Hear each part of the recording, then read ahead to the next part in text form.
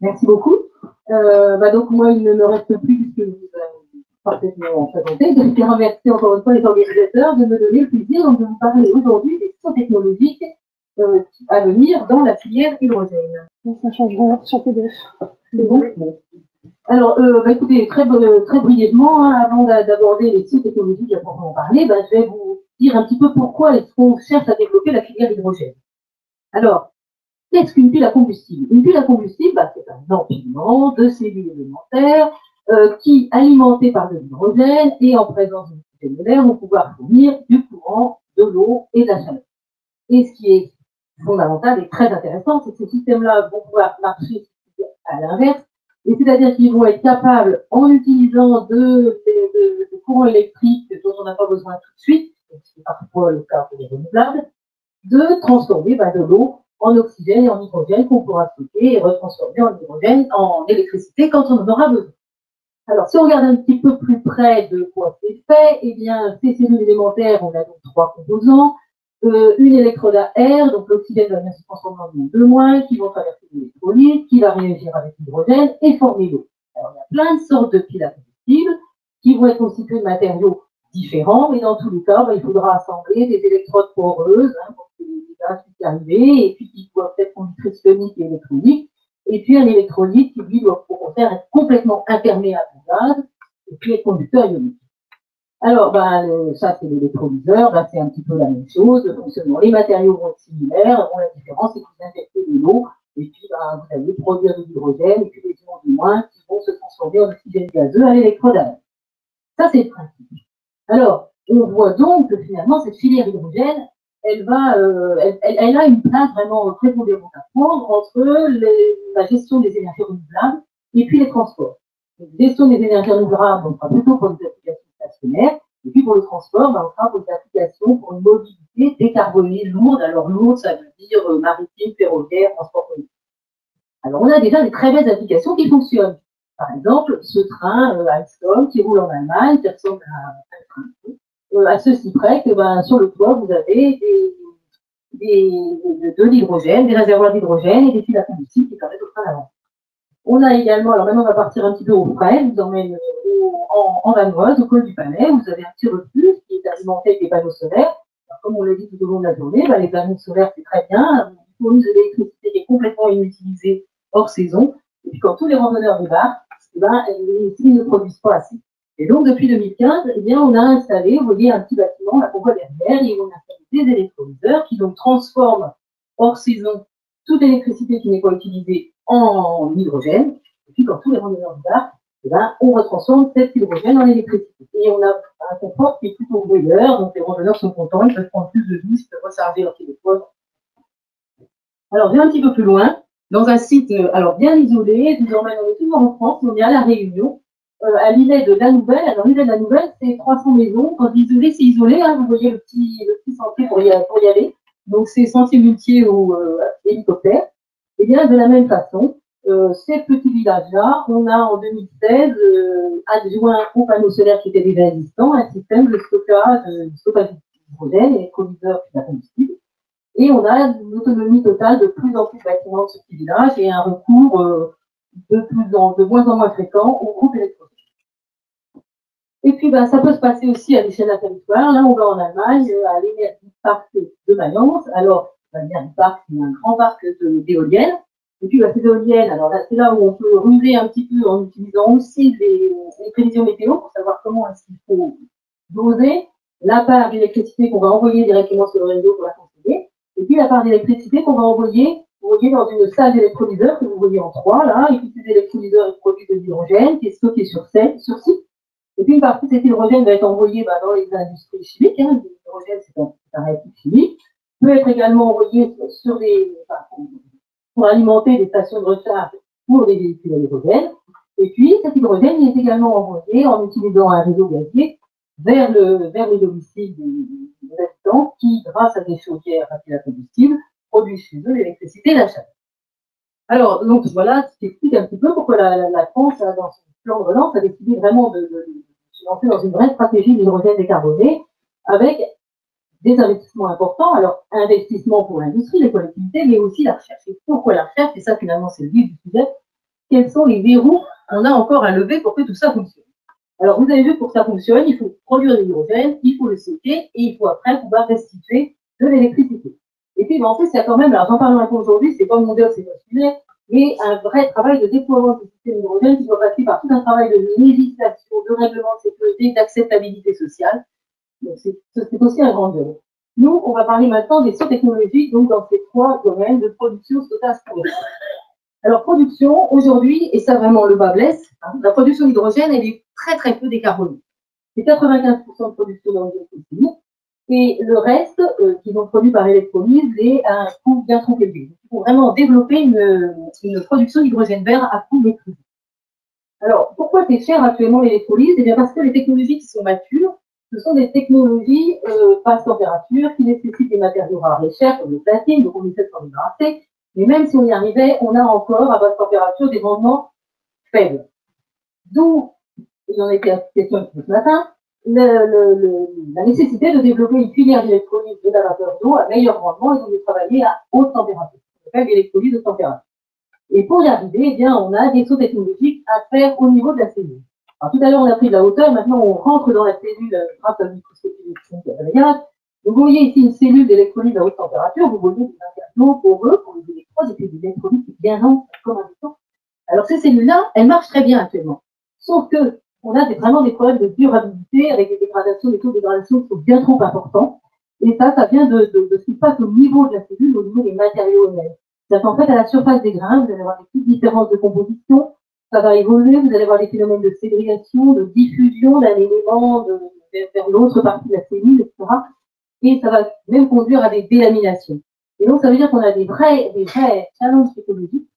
Et on voit un petit peu deux directions à prendre. La première chose, c'est d'améliorer les matériaux en termes de morphologie. C'est-à-dire que si on arrive à aller vers des nanomatériaux, avoir des tout petits grains, si on a des effets de dégradation au niveau des tout petits grains, ce sera moins grave.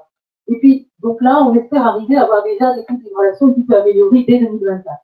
Et puis, on a également un autre voie de recherche qui va essayer de trouver de nouveaux matériaux. Et là, on est on essaie de temps un petit peu plus lointaine et on essaie voilà, ça se base d'abord sur des travaux de modélisation et de calcul. Alors, on peut également faire évoluer un petit peu la technologie de ces cellules d'électrolyse à haute température. Moi, pour l'instant, je vous ai parlé, je vous ai donné l'exemple de cellules dans lesquelles c'était des ions de moins qui traversaient l'électrolyse. Et on peut très bien imaginer avoir des cellules à conduction protonique. Là, ce sont des ions H+, qui traversent l'électrolyse. Qu'est-ce que ça change? Pour l'électrolyse de l'eau, ça change tout, parce qu'en fait, ça veut dire que vous produisez votre hydrogène, pas du côté où vous avez injecté l'eau, mais de l'autre côté. Et donc, ça vous permet de produire un hydrogène non dilué.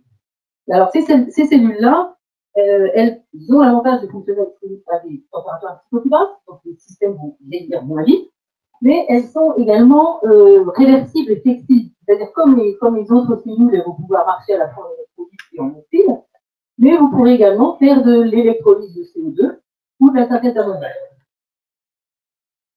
Alors, les sauts technologiques, que ce soit pour les cellules à conduction protonique ou anémique, qui seront un petit peu les mêmes, et on va être obligé de faire vraiment un travail d'optimisation de matériaux, d'architecture et d'interface. Deuxième point, on passe au stockage. Alors, le stockage pour l'hydrogène, c'est un vrai challenge. La petite blague là, parce que l'hydrogène, effectivement, c'est très léger. Donc, si vous regardez finalement une capacité, un pouvoir énergétique par unité de masse, c'est génial, mais par unité de volume, comme c'est un gaz, ça prend une place folle et c'est pas tout. Alors, on a des solutions techniques qui existent. Hein. L'hydrogène, vous pouvez le liquéfier, vous pouvez le comprimer, vous pouvez également le stocker sous forme solide.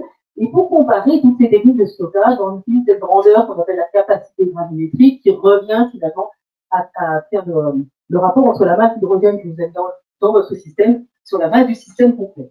Et par exemple, très pratique, par exemple, une bouteille d'hydrogène à 200 bars, elle fait 70 kg, vous avez 700 grammes d'hydrogène dedans, capacité gravimétrique de 1% seulement. Et vous voyez finalement que l'hydrogène, on arrive rarement à dépasser 1%. Alors, il y a le stockage solide, lui, il est extrêmement attrayant. Alors, il est tellement attrayant d'ailleurs que j'ai quand même, vous ne le savez pas, vous ne le voyez pas, vous ne l'avez pas vu à l'entrée, heureusement, c'est peut-être pas rentré. Mais en fait, là, je me balade avec 25 000 d'hydrogène sur moi. C'est dans ma poche, c'est ça. D'accord? Le stockage solide, ce sont des objets de ce type. Et c'est vrai que pour le grand public et pour l'acceptabilité sociale, c'est très très bon. On dit que c'est pas dangereux, ce que je fais par terre, ça va pas exploser, tout va bien. Donc il y a beaucoup de recherches qui se font là-dessus. Alors on a trois familles de matériaux. On a des hydrogènes métalliques qui fonctionnent pas mal, bonne capacité gravimétrique, mais le problème c'est qu'il faut que l'hydrogène, comme vous l'avez expliqué, il faut parler de déstocker. Et pour l'instant, c'est pas encore très bon. Alors on a une deuxième famille de matériaux qu'on va essayer d'explorer avec des nouvelles compositions qu'on va appeler des dilués régénérables. Pour l'instant, c'est pas encore parfaitement mature. Et puis on a une troisième famille de composés, génial, hydrures complexes, vraiment qui absorbent beaucoup. Seulement le problème, c'est que ceux-là, pour les fabriquer, bah, c'est des conditions de synthèse qui sont extrêmement drastiques. Là, vous envoyez 200 000 atmosphères, donc résultat, bah, ça va coûter un argent fou. Donc évidemment, d'où l'intérêt de faire de la recherche. Alors, on n'a pas abandonné, bien entendu, le stockage hyperbare, qui est utilisé dans la mobilité. Actuellement, c'est le stockage à 350 ou 700 bars. Par contre, il faut effectivement accroître vraiment le niveau de sécurité et de confiance de ces solutions-là. Et donc, les sauts technologiques pour ce domaine-là, ça va être vraiment d'essayer de comprendre encore mieux toutes les interactions de l'hydrogène avec les matériaux utilisés, que ce soit pour des réservoirs ou pour des circuits de gaz, pour des canalisations, et notamment tous les problèmes de fragilisation. C'est vraiment là-dessus que se portent les efforts de recherche actuellement. Alors maintenant, je vais parler de la conversion. Alors, comme je vous l'ai dit, finalement, ce sont les mêmes objets qui permettent soit de produire de l'hydrogène à partir de l'eau, soit de produire, au contraire, de l'hydrogène à partir de l'électricité. Donc, on va avoir les mêmes sauts technologiques que ceux que j'ai décrits tout à l'heure pour la production d'hydrogène. Mais on va rajouter en plus deux autres objectifs, c'est de pouvoir alimenter ces piles à combustible avec des combustibles autres que de l'hydrogène pur, et notamment des mélanges gazeux, des liquides, des mélanges issus de la gasification de déchets, par exemple. Et puis, du coup, il faudra rendre ces piles à combustible plus robustes vis-à-vis de tous les polluants qu'on va trouver dans ces différents combustibles. Et puis, de la même façon, comme on veut utiliser des combustibles autres que l'hydrogène, on voudra aussi que ces systèmes-là soient le plus versatiles possible et qu'on puisse aussi utiliser des piles à combustible avec de l'air humide, marin, pollué. Et puis, évidemment, travailler à haute température. Donc, encore une fois, actuellement, les verrous, c'est beaucoup de recherche matériaux pour trouver des matériaux d'électrodes appropriés qu'on pourra mettre en forme, manière, fabriquer des cellules, les optimiser et que ça ne coûte pas plus cher. Et pour l'instant, les objectifs de recherche, on va avoir des objectifs très ciblés. Vous voyez, par exemple, côté combustible, ça va diminuer la formation de carbone, tolérant à HDS, complètement compris partout. Et puis côté air, c'est pareil, augmentation de la tolérance à toutes les impuretés qu'on peut trouver dans l'air qu'on respire. Alors maintenant, si je parle de la conversion basse température, alors pareil, il y a des bons exemples qu'on voit chez vous qui fonctionnent. Alors, je pense que vous avez en tête, et puis ce beau taxi parisien que vous pouvez prendre pas très loin d'ici. Donc, ce sont des systèmes qui fonctionnent, comme je vous l'ai dit, et comme les coûts sont encore élevés, les catalyseurs, et puis, il ne faut pas oublier qu'une pile à combustible, ça produit de l'eau et de la chaleur, et en plus à des températures qui finalement vont pas loin de 100 degrés, donc vous voyez que vous pouvez noyer votre système, il va falloir gérer tout ça. Les systèmes de refroidissement sont encore assez lourds et assez chers, donc il y a des recherches à faire. Alors, je vous ai mis un petit peu à quoi ça ressemble finalement ces piles à combustible à température. Vous avez en 1, là, vous avez d'abord cette membrane qui est combustible bon aspect, qui va devoir être stable, plus stable qu'elle ne l'est actuellement par rapport aux variations de température et à l'humidification. Le petit 2, c'est tous ces catalyseurs dont je vous ai parlé, et ça, il y a énormément de recherche à faire pour qu'on en ait besoin de plus petites quantités possibles. Et puis, le troisième point, ce sont tous ces matériaux qui doivent être beaucoup plus actifs, stables et tolérants. Alors, c'est bien entendu les impuretés, on en a parlé, mais aussi tout ce qui est des conditions de fonctionnement, arrêt, marche, saut en température, etc. Donc, voilà, tous les challenges qu'on va être obligés de et on va se confronter dans les années à venir pour avoir des piles à combustible compatibles avec la mobilité libre. Alors, juste avant de conclure, je voudrais dire que ces verrous technologiques dont je vous ai parlé, c'est pas seulement sur les matériaux, mais c'est aussi sur toute la recherche et l'étude de ces matériaux qui vont porter. Vous voyez, finalement, ces matériaux et ces systèmes, il va falloir les étudier de l'échelle du nanomètre au mètre en termes de taille, mais aussi en termes de puissance, finalement, du watt à la centaine de kilowatts. Et donc, ça nécessite également de réaliser des sauts technologiques sur les techniques d'analyse. Alors, par exemple, la microscopie, il va falloir pouvoir la faire opérando pendant que les systèmes fonctionnent. Sur toutes les techniques de modélisation, sur l'électronique de puissance, et puis comme je vous l'ai dit, les prévisions météo, c'est-à-dire que si moi on veut gérer des énergies renouvelables, c'est hyper important de savoir au contexte si on a quelle quantité on doit injecter sur le réseau et quelle quantité on doit transformer en hydrogène pour pouvoir réguler la production derrière du site de production. Donc, je conclue. Hein. Donc, j'espère avoir partagé la petite passion qui me fait penser, c'était la combustion sont vraiment des convertisseurs d'énergie à haut rendement qui ont vraiment leur place dans le paysage énergétique actuel pour limiter les émissions de CO2 et le réchauffement climatique. Alors, j'ai mis entre parenthèses, mais c'est pas une parenthèse en fait, leur place avec les autres moyens de stockage. Parce que c'est bien évident, dans beaucoup de systèmes, vous allez être obligé de coupler, par exemple, un supercondensateur et une pile à combustible. Donc, c'est vrai que c'est pas, on ne vient pas en concurrence, on vient vraiment compléter les moyens de stockage actuels. Alors, je vais revenir dessus. Vous voyez qu'il y a un certain nombre de limitations techniques des piles à combustible, dans lesquelles on est en train effectivement de se retrousser les manches, diminuer les coûts, augmenter la durabilité, la fiabilité, et avec finalement des recherches qui sont encore extrêmement amont. Alors, comme je vous l'ai dit tout à l'heure, moi, je n'ai pas abordé ce volet-là, mais d'autre part, toutes ces techniques piles à combustible hydrogène, eh bien, elles ne se développeront qu'avec le vrai déploiement d'infrastructures hydrogène. Ça ne sert à rien d'avoir des véhicules à hydrogène si vous ne pouvez pas la charger, par exemple. Et puis, d'autre part, on a vraiment un gros travail à faire de création, d'harmonisation de l'équilibre, de réglementation de l'hydrogène. Et puis après, je réaborde, mais c'est vrai que j'avais préparé l'exposé sans vous entendre avant, mais c'est évident que c'est pas la solution technique. Encore une fois, il faut se méfier. C'est-à-dire que c'est pas parce qu'on va résoudre un problème technique qu'on va résoudre des problèmes de réchauffement climatique. Il faut vraiment, alors, moi, je parlais d'économie d'énergie, je sais pas si c'est les bons termes, mais je crois qu'effectivement, il faut que toutes ces techniques-là, on les pense avec en même temps le fait de se dire que tout à coup, on est quand même dans un système limité et qu'il faut bien en tenir compte. Hein. Et donc, je n'ai plus qu'à remercier encore une fois la F2S, hein, c'était un plaisir de vous raconter tout ça. Et puis le CNRS, qui est quand même, je crois que la recherche là, est quand même le maître d'œuvre hein, dans tous ces progrès qu'on a à faire encore pour l'hydrogène. J'ai aussi la Fédération hydrogène. Et puis tous nos financeurs. Alors vous voyez, c'est de petits ballons verts là, avec des termes incompréhensibles. En fait, ce sont les noms de tous les projets de recherche qui sont actuellement financés dans mon équipe.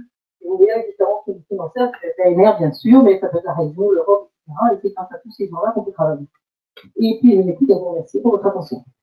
Merci beaucoup, Madame Légal. Merci beaucoup. Nous avons la place pour quelques questions. Allons-y. Oui. Je vous pose une question pour l'électrolyse chaud avec une source d'électricité intermittente.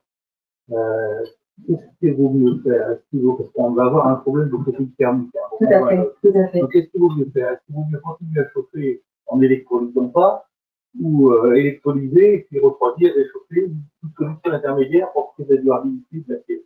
Alors, c'est vrai qu'on est, alors, notamment pour les très hautes températures et la filière EHT, CEA dont on a parlé, là, c'est vrai que pour eux, le renouvelable, ça ne leur dit pas grand-chose. Hein.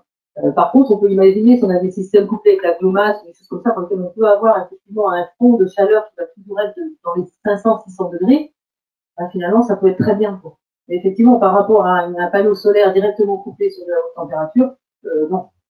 Effectivement. J'avais une deuxième question, c'était dans la grande tradition du en même temps. On a dit qu'on allait mettre de l'hydrogène dans les canalisations de gaz anciennes. Et puis il arrive au bout. Alors moi, le peu d'expérience que j'ai de l'hydrogène, c'était de savonnette. Ça sort comme ça veut. Et en particulier dans un polymère vieilli, ça ne va pas très bien. Donc, est-ce que c'est toujours sérieux ça, je vous déconseille fortement de balancer l'hydrogène directement dans les réseaux de gaz actuellement. D'accord. Hein, par contre, oui. Alors par contre, effectivement, il y a des études, alors je ne sais pas là, mais il y a des études qui sont faites sur justement le coût que ça représente de soit réadapter les conduites de gaz, soit faire des conduites de gaz nouvelles, soit finalement complètement abandonner cette théorie-là, ou travailler plus avec les mélanges. Et c'est vrai qu'actuellement, quand vous avez parlé de mélange, par exemple, c'est pas du l'hydrogène pur. En fait, ce sont des mélanges de gaz de vie, du coup, ça va beaucoup mieux. C'est-à-dire que le réseau gazier n'a pas besoin d'une grande adaptation. Et derrière, de toute façon, la CDR, elle n'a pas été construite comme l'hydrogène à la fin. Dans les 200 mètres alors, je veux dire, le réseau a été adapté, hein, comme je dis. Il n'est pas question de balancer, mais l'adaptation, il faut étudier le coût en fonction effectivement de. Mais on peut minimiser le coût d'adaptation en injectant pas forcément de Mais c'est vrai que tous ces travaux, et ça fait partie de ce que je mentionnais dans le stockage, c'est-à-dire effectivement tous ces travaux de fragilisation. Alors maintenant, pour les réservoirs dans les véhicules, on arrive vraiment à avoir très très peu. Mais c'est beaucoup plus facile. Oui, l'un des problèmes de l'utilisation de l'hydrogène aujourd'hui, c'est le détour qu'il impose par l'électrolyseur, avec un rendement de peut-être 55% aujourd'hui, et la pile à combustible, rendement de 50%. Quand on combine les deux, il y a une pénalité qui est assez forte. Alors, est-ce que vous pouvez nous dire, dans votre vision, qu'est-ce qui est raisonnable d'espérer comme progrès dans les années 2030 sur ces deux points? Alors, pour l'électrolyse haute température, le CEA annonce pour cette technologie, alors à condition de récupérer la chaleur, de bien gérer la chaleur, des rendements qui peuvent aller jusqu'à 90%. Pour la mobilité, par contre, il ne faut pas se leurrer, c'est-à-dire que je suis tout à fait d'accord avec vous, si la combustible à température, on ne sera jamais au-delà de 40-50%. Donc même si on a produit après l'hydrogène avec un meilleur rendement, on sera peut-être un petit peu meilleur que le moteur thermique, mais non. Mais par contre, on sera pas moins pire, quoi. Enfin, je veux dire, ce sera, voilà. On sera peut-être un peu meilleur, mais ce ne sera pas beaucoup mieux que. Mais par contre, au niveau des décarbonation, là, on aura gagné. Sur le stockage, oui. Rendement. Ah, le stockage, ça se passe bien. Combien? Ah, j'ai peur de dire un chiffre, mais bon, on va dire, par exemple, alors, qu'est-ce qu'on peut appeler le rendement du stockage? Est-ce que c'est les taux de fuite ou quelque part là? C'est rien.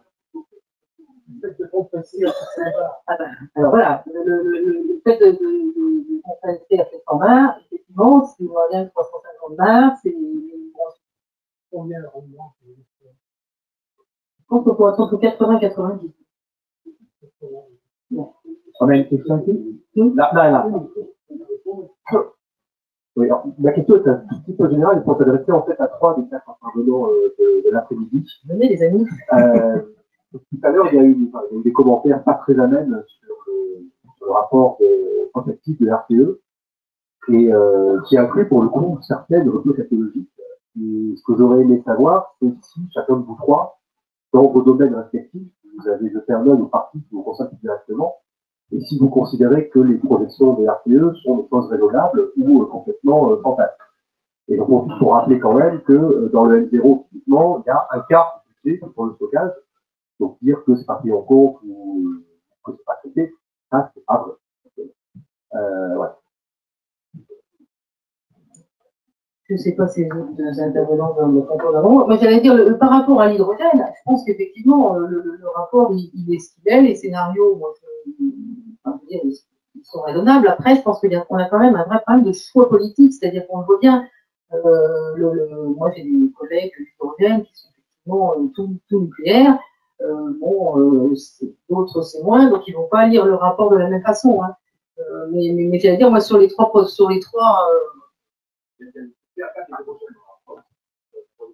voilà, exactement. Est-ce que, pour vous, les coûts, les volumes, ils sont cités là-dedans, si vous regardez, c'est pas quelque chose que vous allez rentrer dans le rapport, mais ça vous paraît raisonnable, et même chose pour les volumes et les coûts je pense pour le PV et pour les consultants. Je pense que pour le niveau stockage hydrogène, c'est un petit peu pessimiste. C'est-à-dire, je pense qu'on peut quand même arriver à des meilleurs rendements, notamment si on peut de la suite. D'après les technologies CEA, il semblerait que, voilà, ça me paraît un peu pessimiste. Pour les autres, ben, allez-y. Ben, celui-là marche. Sur le photovoltaïque, oui, j'ai regardé, alors je peux en fait exactement chiffre, mais il me semblait que c'était basé sur des chiffres actuels, donc c'est pas quelque chose d'extraordinaire, il n'y a pas des extrapolations. Je pense qu'il y a une étude qui a été faite assez sérieusement, enfin, moi, j'ai pas de, il y a des choix effectivement qui sont à débattre. Enfin, pour moi, vraiment, c'est des choix qui sont, il y a différents scénarios.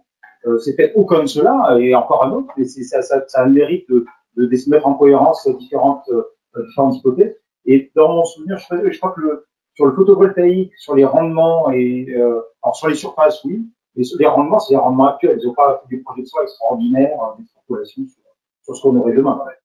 Oui, je pense. Oui. Allez, une question. Oui, bonjour. Je vais revenir à une question plus basée sur le matériau. Vous n'avez pas évoqué dans les pistes pour le stockage et distribution les liquides organiques LOHC? Alors non, j'en ai pas parlé, mais c'est parce qu'on ne peut pas parler de tout, hein, parce que notamment pour tout ce qui est des voies de transport, c'est vraiment, il y a des tas de scénarios qui sont étudiés, et effectivement, alors c'est un petit peu abordé avec notamment mes les cellules protoniques, là où on a parlé de l'ammoniac. Et c'est vrai que l'ammoniac liquide est aussi une vraie voie de, quelque part, de stockage d'hydrogène, si je puis dire, enfin, de stockage d'énergie, de toute façon. Voilà. Donc, alors après, le problème, c'est qu'on rajoute encore, c'est très compliqué parce qu'on rajoute à chaque étape, on rajoute forcément des coûts, donc on va perdre en rendement. Et suivant qu'on va aller d'un pays à un autre, par exemple, on ne choisira pas la même voie. Pour certains pays, on choisit de ne pas faire transiter l'hydrogène, par exemple, ils font tous sous forme d'ammoniac liquide ou d'autres porteurs organiques. Et puis d'autres, au contraire, vont plutôt, si on est sur la Terre, on va plutôt prendre des gazoducs. Donc en fait, il y a plein de scénarios et c'est un peu compliqué, quoi. Mais il faut bien évidemment prendre en compte, c'est une voie qui, à mon avis, sera encore complémentaire des autres, encore une fois. J'ai l'impression qu'on a tellement besoin de tous ces moyens qu'il n'y a pas de concurrence. Dernière question. Au fond. Vous avez montré au début que la grande majorité de l'hydrogène qui est produit aujourd'hui est avec des moyens carbonés, et notamment pour des raisons de prix. Est-ce que vous avez un ordre de grandeur de la prix de la tonne de carbone sur les marchés qu'il faudrait pour pouvoir faire la bascule? Alors, ça dépend des applications, en fait. Et, en fait, alors il y a des scénarios suivant qu'effectivement on va par exemple pénaliser. Alors moi, je ne vais pas répondre à votre question parce que je n'ai pas le chiffre. Mais par contre, on voit pour l'aviation, par exemple, suivant que on pourra devenir concurrentiel l'hydrogène par rapport au kérosène si on prend en compte des taxes carbone. Et donc, on pourra devenir concurrentiel en 2050. On a les taxes carbone, sinon ce sera 70. Il y a plein de choses comme ça qui finalement se font. Et au niveau du coût, c'est pareil. Pour l'instant, on a des coûts extrêmement élevés, mais on n'a pas d'effet d'échelle, on n'a pas de production de masse, on n'a pas de. Pour l'instant, effectivement, on a des coûts qui sont 4 fois plus élevés par électrolyse que par voie à partir de l'énergie fossile. Mais ça ne veut pas dire grand-chose. Enfin, voilà, on a l'espoir de pouvoir devenir concurrentiel, mais peut-être pas dans toutes les applications.